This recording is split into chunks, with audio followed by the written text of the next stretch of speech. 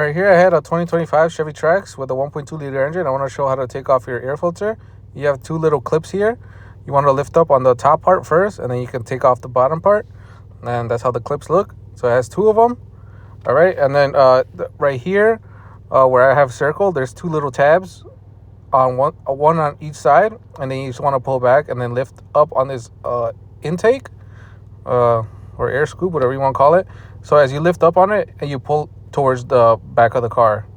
All right, and then the whole thing should just come out. And then here on the air box, you have 4 Phillips head screws. That's about it. And then there's a hose right here that you just want to be cautious, because it'll come off its clip. You don't have to take it off. As you can see here, I have it lifted up enough where I can take off the air filter. And then the hose came unclipped, but it didn't come off the little nipple. And this is the part OEM part number for that filter. As you can see, it is a man filter. Here it is on Rock Auto. That's the AC Delco part number. But if you want the OEM part, this is the part number 427126666. And if you look at the old filter, it's the same one. And then once you put everything back together, this little intake is a little annoying to put back on. So you push it back in.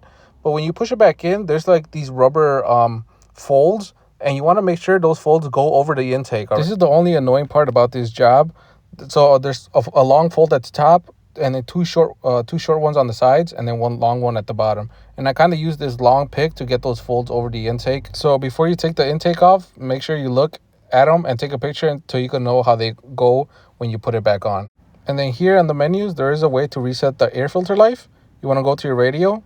You want to press this page button, and then go to maintenance, and then slide over to the side.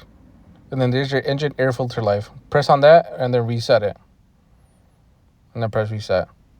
And then you can turn it off if you don't want to do that. But yeah, if you have any questions, just let me know and I can try to help you out.